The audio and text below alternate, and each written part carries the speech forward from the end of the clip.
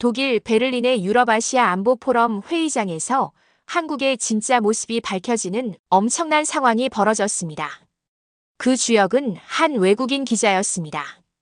어떻게 기자가 연단에 올라설 수밖에 없었는지 그 충격적인 사연을 들어보겠습니다. 저는 프랑스 출신 기자 소피아 르클레르트입니다.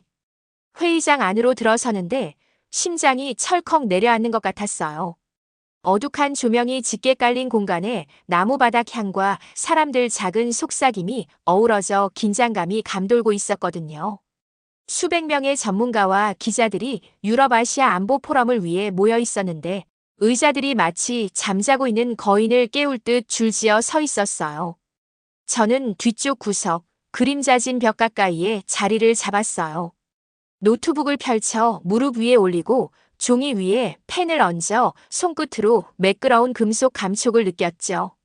무대 쪽을 보니 단출하게 작은 연단 하나와 마이크 하나, 그리고 위에 걸린 거대한 스크린만 있었어요.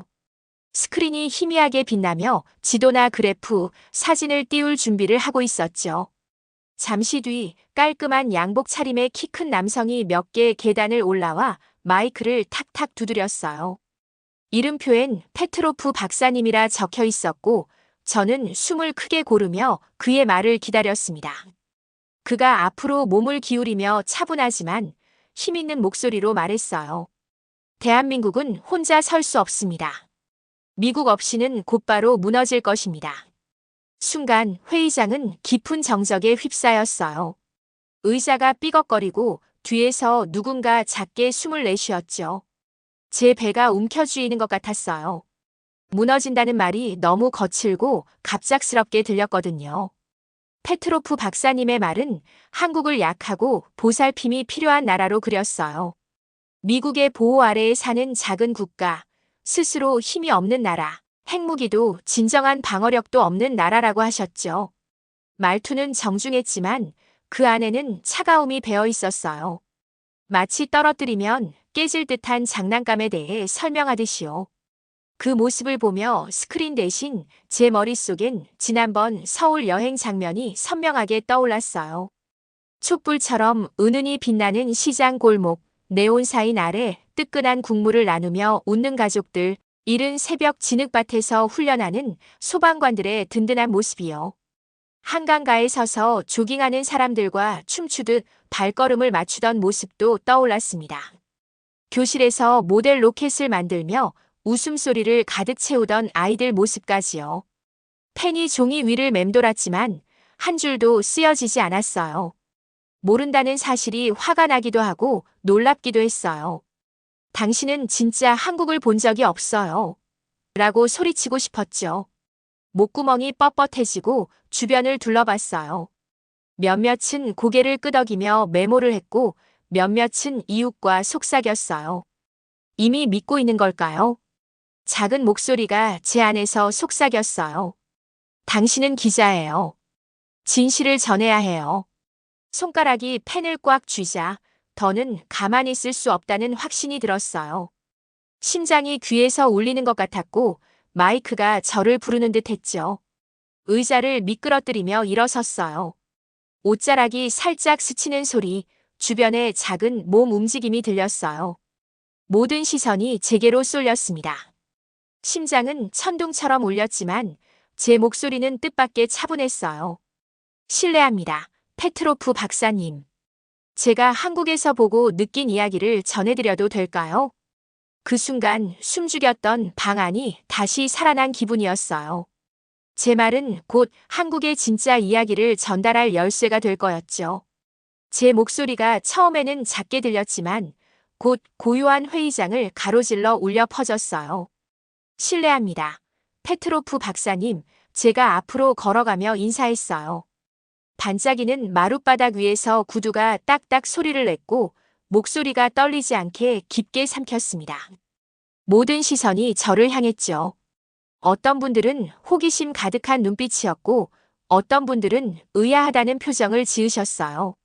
저는 한국에서 다니며 적어둔 노트가 듬성듬성 채워진 노트북을 꼭 쥐고 있었어요. 페트로프 박사님께서 잠시 멈추셨고 놀란 듯 표정이 살짝 바뀌셨습니다. 그리고는 고개를 끄덕이며 연단을 가리키셨어요. 부탁합니다. 말씀해 보세요. 세 계단을 밟고 올라가 머리카락 한 올을 귀 뒤로 넘겼어요. 가느다란 스탠드 위에 놓인 마이크가 환한 스포트라이트처럼 저를 비추었죠. 목을 한번 가다듬고 천천히 또렷한 목소리로 말했습니다. 감사합니다. 저는 소피아 르클레르트라고 합니다. 한국에서 2년 넘게 살며 취재했던 기자입니다. 잠시 멈춰서 사람들의 표정이 조금 누그러지는 걸 느꼈어요. 관심을 이어가려고 저는 그림을 그리듯 말을 이었습니다.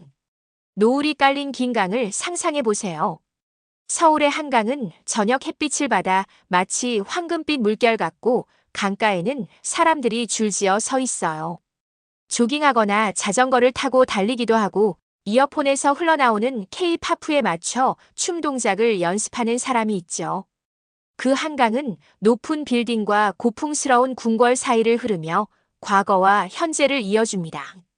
리모컨 버튼을 눌렀더니 뒤 스크린에 북적이는 지하철 역사 사진이 나타났어요. 사람들이 물고기 떼처럼 질서 있게 움직이고 있었습니다. 저는 스크린을 가리키며 설명했어요. 이 지하철은 정확한 시간표대로 운행됩니다.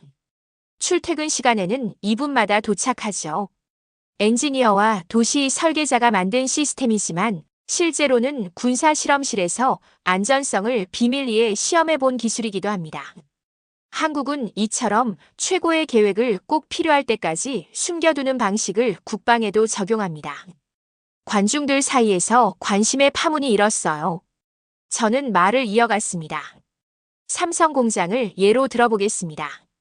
여러분은 스마트폰과 TV를 만드는 공장으로 아실 텐데 그 안에 들어가는 작은 반도체 칩은 적의 비행기를 수백 킬로미터 떨어진 곳에서 탐지하는 레이더 시스템에도 쓰입니다. 국방부 친구가 보내준 위성 사진 한 장을 보았는데 밤에 불이 켜진 공장 지붕이 미사일 설계도 모양으로 빛나고 있더군요.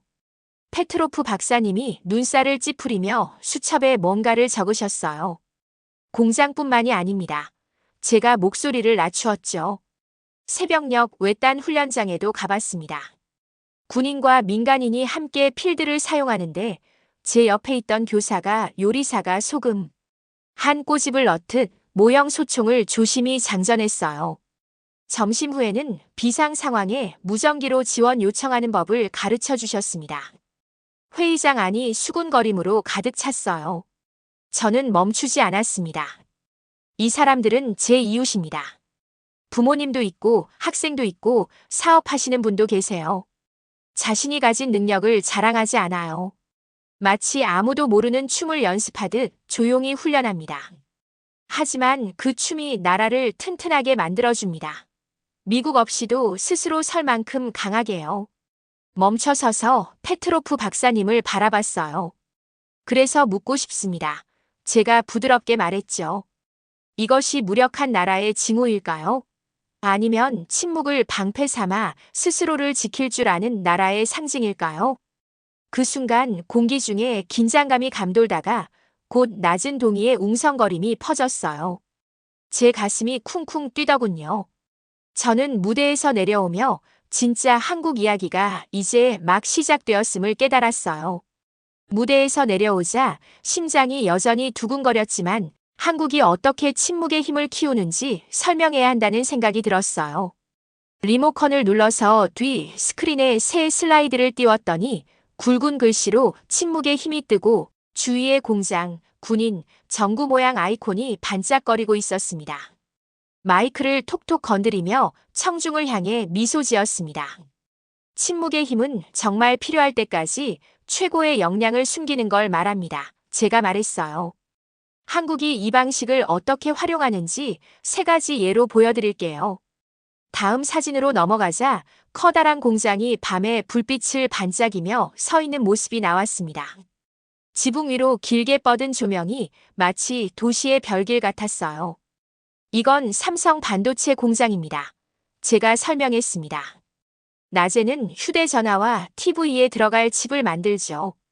밤에는 그 칩을 군사 실험실에서 비밀 프로그램으로 테스트에서 적 비행기를 수백 킬로미터 떨어진 곳에서도 감지하는 레이더 시스템에 사용합니다. 청중들은 고개를 끄덕이며 귀를 기울였어요. 장난감 공장 같은 외관 뒤에 비밀 요새가 숨어 있는 것 같죠? 침묵의 힘은 이렇게 진짜 목적을 모른 채 상대를 계속 추측하게 만드는 겁니다. 다음 슬라이드는 서울 근교 훈련장의 모습이었어요. 녹색 제복을 입은 남녀가 어떤 이는 정장 차림에, 어떤 이는 교복 차림으로 넓은 들판에서 연습 중이었습니다. 여기는 서울 외곽의 훈련장입니다. 제가 말했어요. 안경 쓴 선생님 보이시죠? 모형 소총을 실험하듯 정확히 장전하고 옆에선 건설 노동자가 모형 인형 다리에 붕대를 감고 있습니다. 청중에게 물었어요. 여러분 중 의료 훈련을 받아보셨거나 무전기 다룰 줄 아시는 분 계신가요? 몇 분이 손을 들었죠. 저는 웃으며 말했습니다. 한국에서는 거의 모든 성인이 이런 기술을 배웁니다. 저녁 식사 자리에서 자랑하진 않지만 나라가 필요로 할 때 언제든 준비된 거예요. 마지막 전구 아이콘이 밝게 빛나자 화이트 랩 코트를 입은 젊은 엔지니어들이 밝은 조명 아래 미사일 모형을 살펴보는 이미지가 나타났습니다. 한국 과학자들은 비디오 게임을 만드는 것처럼 미사일 유도 시스템을 연구합니다. 제가 설명했습니다. 가상현실로 프로토타입을 테스트한 뒤 실제 모델을 제작하죠. 준비가 끝나면 움직이는 기차 위 작은 창문 하나도 정확히 맞출 수 있는 미사일을 공개합니다. 제가 5년간 정확도가 눈에 띄게 나아진 차트를 가리켰습니다. 이 차트는 앱 다운로드가 아니라 미사일이 목표 지점에 얼마나 가까이 떨어지는지를 보여주는 겁니다. 2020년에는 10m 정도 벗어났다면 오늘날에는 1m도 안 벗어납니다.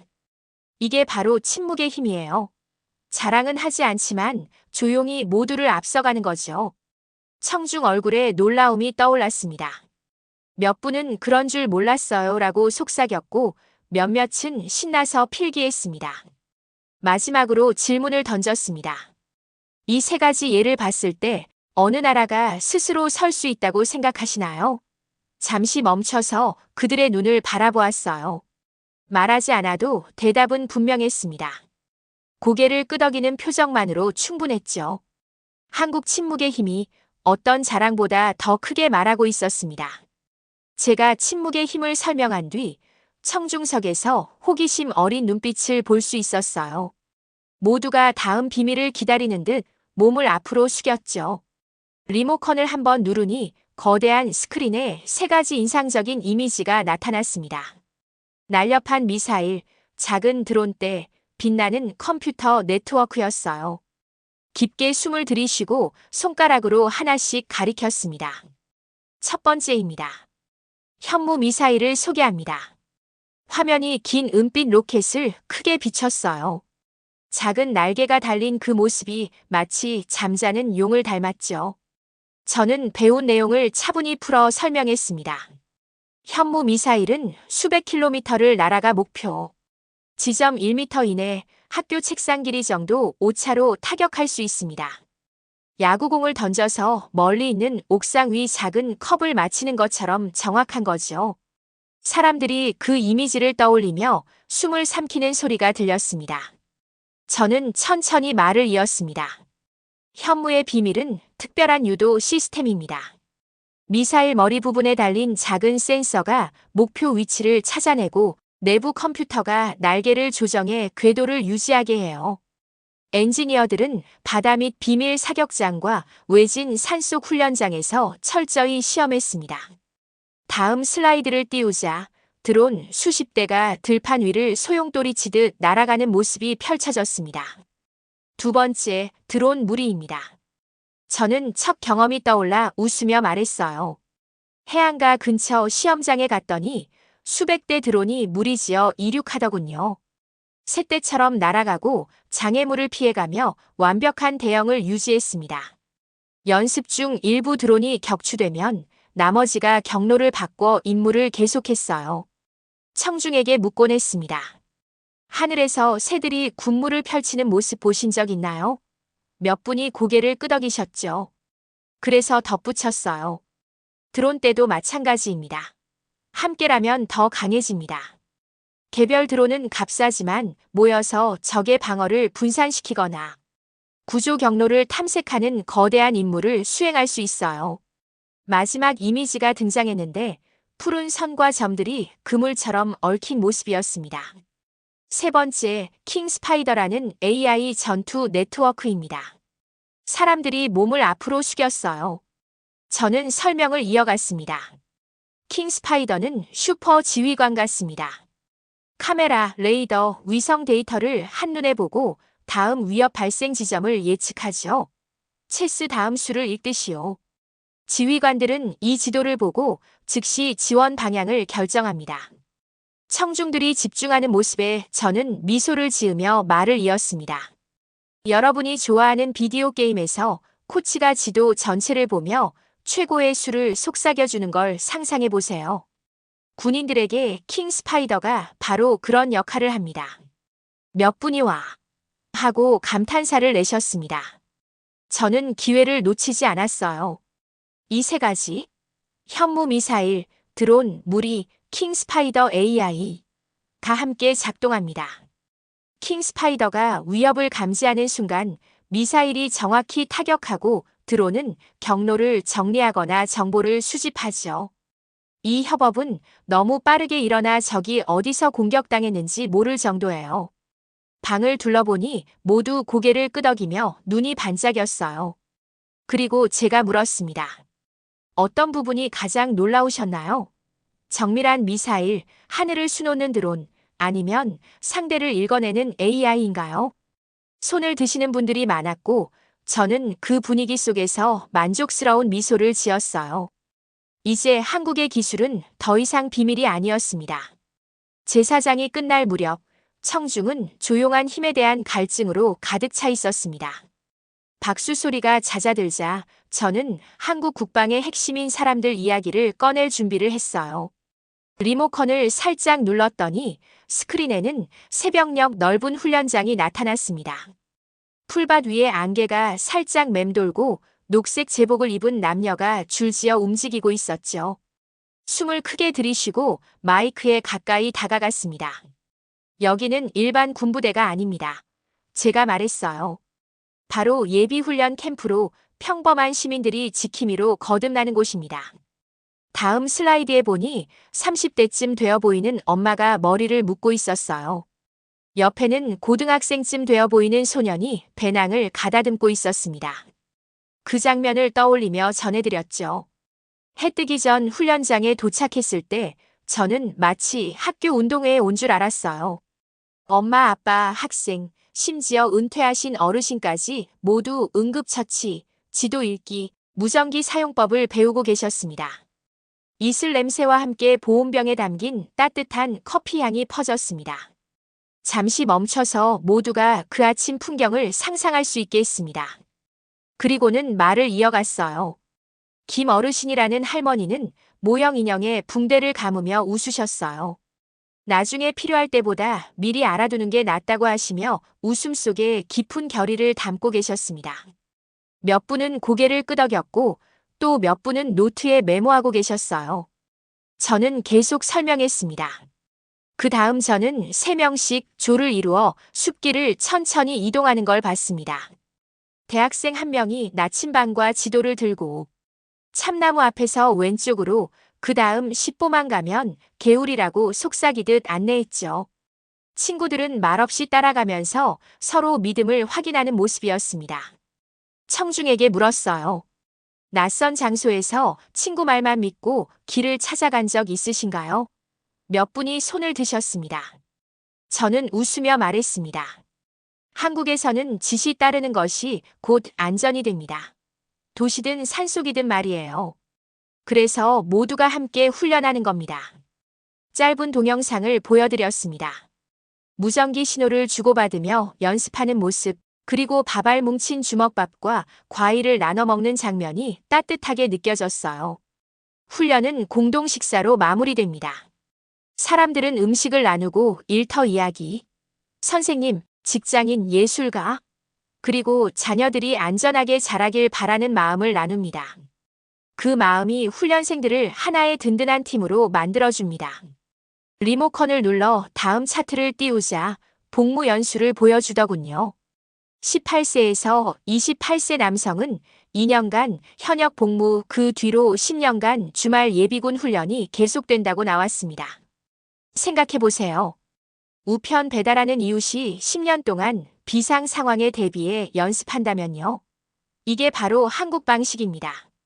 이렇게 준비된 시민 모두를 합치면 공식 예산을 더 들이지 않아도 국가에 숨겨진 군대가 유지되는 거예요. 회의장에 부드러운 웅성거림이 퍼졌습니다. 저는 강조했습니다. 이 시스템은 강요가 아닙니다. 사람들은 가족과 공동체를 지키고 싶어 자발적으로 추가 훈련을 선택합니다. 자랑은 하지 않지만 조용히 준비합니다. 다시 화면에 새벽 안개 사진을 가리키며 마지막으로 전했어요. 안개가 서서히 걷히는 모습 보이시죠? 이것이 한국인이 위협을 보는 방식입니다. 먼저 인정하고 함께 힘을 모아 사라질 때까지 노력하는 거예요. 목소리를 더욱 부드럽게 낮추었습니다. 김 어르신이 붕대를 감을 때 반짝이던 눈빛을 잊을 수 없습니다. 작은 행동 하나가 수천 킬로미터 떨어진 도시의 안전으로 이어진다는 걸 알고 계셨으니까요. 마지막으로 청중을 바라보며 제5장을 마무리했어요. 국민 한 사람 한 사람이 방어의 학생이자 교사라면 국가는 힘을 외칠 필요가 없습니다. 매일 함께 조용히 꾸준히 살아낼 뿐입니다. 회의장이 조용한 흥분으로 가득한 가운데 저는 한국 이야기의 마지막 퍼즐을 꺼낼 준비를 했어요. 리모컨을 한 번 더 눌렀더니 스크린에 굵은 글씨로 준비된 평화라는 문구가 떠올랐습니다. 그 아래에는 석등이 노을빛 호수 옆에서 은은히 빛나는 그림이 나타났어요. 한 걸음 나아가 조용히 마이크에 가까이 다가갔습니다. 모든 힘과 기술, 그리고 훈련의 목표는 단 하나입니다. 사람들을 안전하고 평화롭게 지키는 거예요. 몇 년 전 해질 무렵 서울 공원을 거닐던 기억이 떠올랐어요. 가족들이 소풍 바구니를 들고 천천히 산책했고 아이들은 공기 중에 둥둥 떠다니는 비눗방울을 쫓아다녔죠. 멀리서 플루트 소리가 잔잔하게 울려 퍼졌습니다. 마치 꿈속 같았지만 그게 바로 한국의 일상이었어요. 준비된 배려가 함께하는 곳이었습니다. 한번 의아하실 수도 있어요. 제가 말을 이었습니다. 한국이 이렇게 큰 힘을 감추는 이유 말이에요. 답은 간단합니다. 힘을 과시하면 친구마저도 겁을 먹게 됩니다. 하지만 조용히 준비되어 있으면 신뢰를 쌓을 수 있습니다. 다시 리모컨을 눌렀더니 화면에는 두 손이 나란히 보였어요. 하나는 올리브 가지를 들고 있고 다른 하나는 작은 로켓 모형을 쥐고 있었습니다. 모두가 시선을 고정하자 저는 설명했습니다. 한국은 먼저 우정의 손을 내밉니다. 제가 말했어요. 수십 년 동안 도움이 필요한 곳에 식량과 의약품을 보냈고 기술을 전수하기도 했습니다. 그런데 그 따뜻한 손 뒤에는 현무 미사일, 드론 무리, 그리고 가족을 지키도록 훈련받은 국민 전체가 준비된 상태로 서 있어요. 몇몇 청중이 고개를 끄덕이며 친절함과 강함의 균형을 이해하는 듯 보였습니다. 이 균형을 전략적 친절이라고 부릅니다. 상대를 돕고 동시에 준비를 갖춰 누구도 한국이 방어할 수 있을까? 라는 의심을 품지 못하게 하는 거예요. 작년 태풍이 왔던 날을 떠올리며 간단한 이야기를 나눴습니다. 폭우 속에서도 한국 구조팀이 힘차게 움직였어요.